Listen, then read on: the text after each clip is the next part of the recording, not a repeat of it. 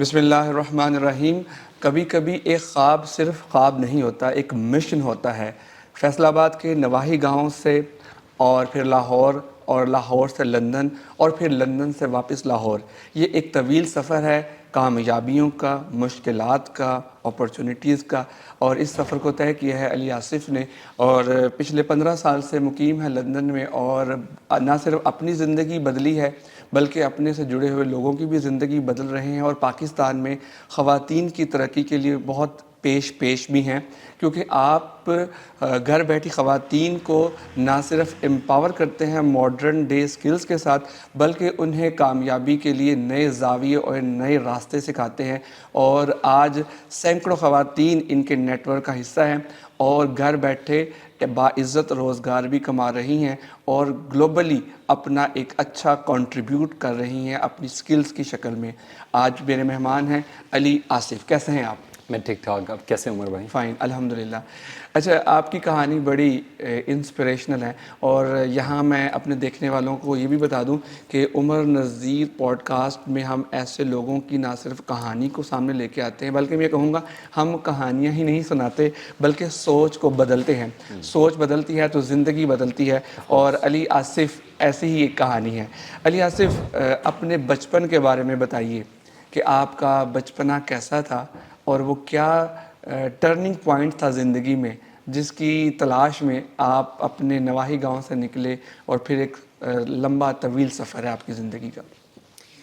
First of all thank you for having me. اور میرا ماننا ہے کہ آپ جیسے بل گیٹس کہتا ہے نا، جہاں پہ آپ پیدا ہوئے آپ کا قصور نہیں ہے، لیکن کہاں پہ آپ کا فائنل دی اینڈ ہوتا ہے وہ آپ کا قصور ہے. تو ہماری جو مائیں ہوتی ہیں نا، وہ ہماری رول ماڈل ہوتی ہیں. ہمارے لیے وہ ریسٹرکشن بھی پیدا کرتی ہیں اور ہمیں خواب بھی دکھاتی ہیں. ہم لکی تھے کہ ہماری ماں نے شروع سے ہی ہمیں بڑا کچھ کرنے کا خواب دکھایا. کچھ جو بھی کرنا، کچھ بڑا کرنا.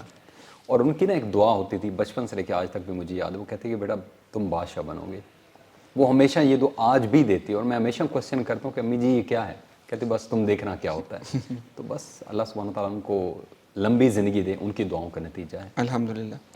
اچھا، مائیں سب کی بڑا پیار کرتی ہیں اپنی اولاد کے ساتھ، اور وہ چاہتی ہیں کہ ان کی اولاد زندگی میں وہ سب کچھ اچیو کرے جس کا وہ خواب دیکھتے ہیں. آپ کے بچپنے کے کیا خواب تھے؟ اب دیکھیں، جب آپ چھوٹے ہوتے ہیں نا، لائک آپ کو کچھ بھی پتہ نہیں ہوتا. آپ کے پاس خواب کے بجائے آپ کے پاس سرکمسٹانسز ہوتے ہیں، لائک آپ کے حالات کیا ہیں. تو ہم نے بڑے ہمبل بیک گراؤنڈ سے لائک اپنے بگننگ کی. اور میں پراؤڈلی بتاتا ہوں کہ ایک ٹائم کا کھانا تھا تو دوسرے ٹائم کے کھانے کی گارنٹی نہیں ہوا کرتی تھی. لیکن ہماری امی تھی ماشاءاللہ، وہ بچپن سے ایک چیز بتاتی تھی کہ بیٹا جو بھی ہے بانٹ کے کھاؤ. اگر کوئی مانگنے آ گیا اس کو بھی دو، اگر کوئی پاس بیٹھا اس کو بھی دو. لیکن انہوں نے ایک چیز بتائی تھی کہ بیٹا جس حالات میں پیدا ہوئے یہ میرا قصور نہیں ہے، لیکن آنے والی ڈیسٹنی تم نے ڈیفائن کرنی ہے. انہوں نے ہمیشہ لمٹ لیس پاسبلٹیز بتائیں کہ کچھ بڑا کرنا ہے، ہمت نہیں ہارنی. ہمارے گاؤں میں جب لوگ پڑھنے کی ریشو نہ ہونے کے برابر تھی، اس دوران بھی انہوں نے ہمیں اسٹڈیز کے لیے کنونس کیا، ہمیں بھیجا، مار کٹائی کر کے بھی پڑھایا. تو آج الحمدللہ اگر میں کہتا ہوں میں کہیں پہ بھی ہوں بیکاز کہ انہوں نے خواب دیکھا تھا.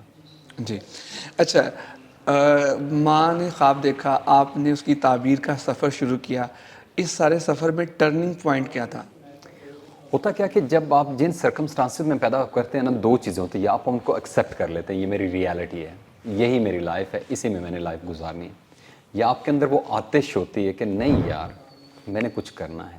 جو میری فیملی نے یا میرے جو آباء و اجداد نے زندگی دیکھی ہے، I can do better than that.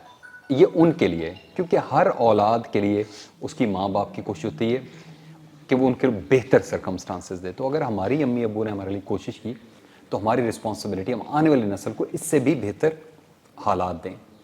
تو ہمیشہ یہی آگ ہوتی تھی کہ جب سٹرگل دیکھتے تھے، تنگ دستی دیکھتے تھے، سرکمسٹانسز دیکھتے، ہمیشہ نہیں یار کچھ بڑا کرنا ہے. تو وہ جو فائر ہوتی ہے نا، اس کو کبھی بجھنے نہیں دیا. وہ ہمیشہ جلتی گئی اور آج بھی وہ جل رہی ہے. اچھا، اس سے پہلے کہ ہم لندن کی طرف چلے جائیں اور آپ کی لندن کے سفر کو ایکسپلور کریں اور اسے سیکھنے کی کچھ کوشش کریں، ہمارے دیکھنے والوں کو بتائیے کہ آپ نے آف دا ریکارڈ مجھے بتایا تھا کہ آپ ایک نجی کمپنی میں کام کرتے تھے، اور وہاں کسی سینئر نے آپ سے کہا کہ you are not design for such a job, اور سچا لوکیلٹی. تو کیسے آپ کو خیال آیا کہ اگر ایسا ہے تو پھر مجھے لندن ہی جانا ہے؟ اصل میں نے کہیں پہ پڑھا تھا اور وہ بات مجھے بڑی اسٹرک کی تھی کہ جب گرو کرو نا لائف کے اندر تو اپنا علاقہ چھوڑ دو.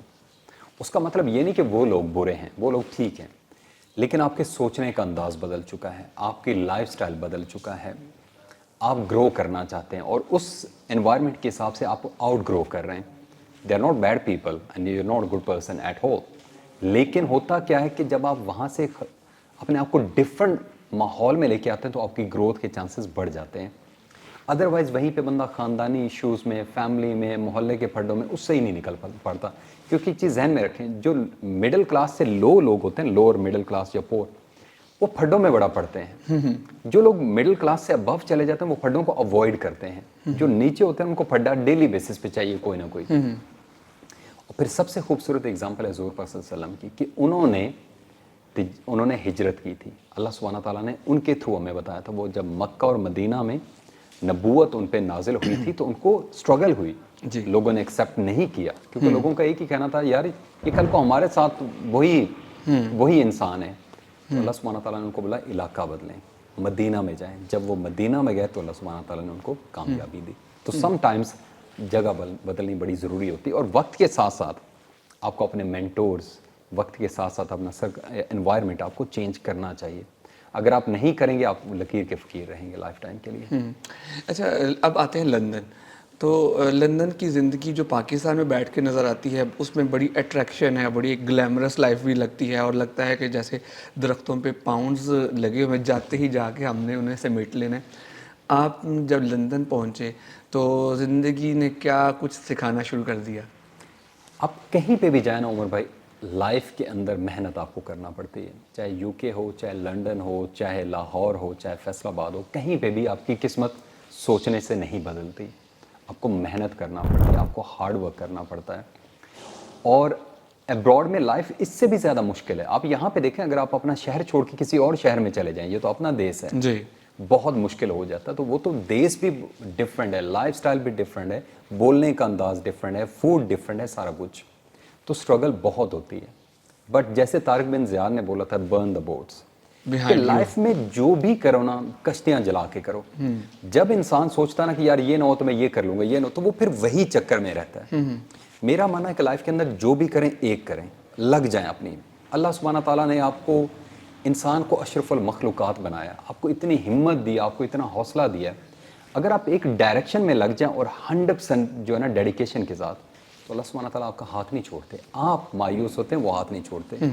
اچھا، آپ کی میں پورٹ فولیو دیکھ رہا تھا تو انیشلی تو اسٹرگل تھی لندن میں، بہت سارے بیریئرز آپ نے کراس کیے، اور پھر ان بیریئرز کو کراس کرتے کرتے آپ مائیکروسافٹ کلب کے وائس پریزیڈنٹ بنے، جو نہ صرف آپ کے لیے فخر کا لمحہ تھا، پاکستانیوں کے لیے بھی، کہ ایک ایسے شخص نے جو پاکستان کے ایک نواحی علاقے سے اٹھتا ہے اور پھر اپنی ٹیلنٹ کا لوہا منواتے وہ مائیکروسافٹ کلب کا وائس پریزیڈنٹ بن جاتا ہے.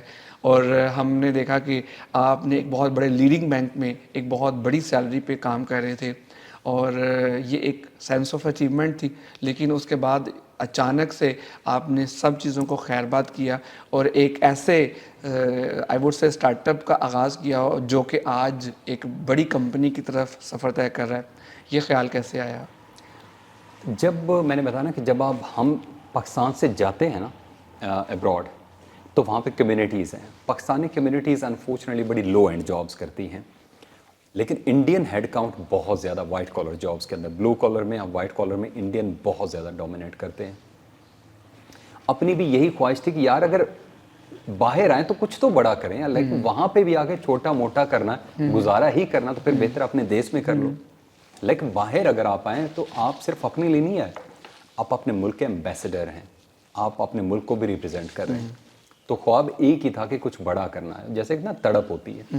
میں آپ کو نا انسان کی لائف کی 3 سٹیجز بتاتا ہوں. پہلی سٹیج ہوتی ہے سروائیور کی، جس کے اندر اس کو جاب چاہیے، روزگار چاہیے، کچھ بھی مل جائے اس کی کوشش ہوتی مجھے روٹی چاہیے، مجھے پیسہ چاہیے، میں اپنا گھر چلاؤں. تو اس کو امپلائمنٹ والی سٹیج بولتے ہیں. امپلائمنٹ والی سٹیج جب فلفل ہو جاتی ہے تو پھر انسان بزنس کی طرف سوچتا ہے کہ میں بزنس کروں. پھر بزنس جب سکسیزفل ہو جاتا ہے تو پھر اس کے بعد لائف کی سٹیج ایک ہوتی ہے جس کو بولتے ہیں سیلف ایکچولائزیشن. سیلف ایکچولائزیشن جو لائف کا سب سے ہائیسٹ فارم ہے, جب انسان کو لگتا ہے میرا بزنس بھی اسٹیبلش ہے, میرے پاس پیسہ بھی آ چکا ہے, اولاد کی اگر خواہش ہے, میرے پاس اولاد بھی ہے, میں ایک کمفرٹیبل لائف گزاروں. تو اس دوران اللہ سبحانہ تعالیٰ آپ کو کالنگ دیتے ہیں, CALLING کالنگ. اب کالنگ کیا ہوتی ہے؟ کالنگ ہوتی ہے کہ اللہ سبحانہ تعالیٰ آپ کے دماغ میں ڈال رہے ہیں, آپ کے دل میں ڈال رہے ہیں کہ کچھ بڑا کرو, اپنے لیے مت سوچو, میری انسانیت کے لیے کچھ سوچو, لوگوں کے لیے کچھ سوچو, کچھ بڑا ایسا کرو کہ جس سے دنیا بہتر ہو, کیونکہ آخرت والے دن میں حساب لوں گا اس اعمال کی جو تو نے میری دنیا کے لیے کیے تھے. جی. اور جیف بیزوس بھی اسی کو کہتا ہے.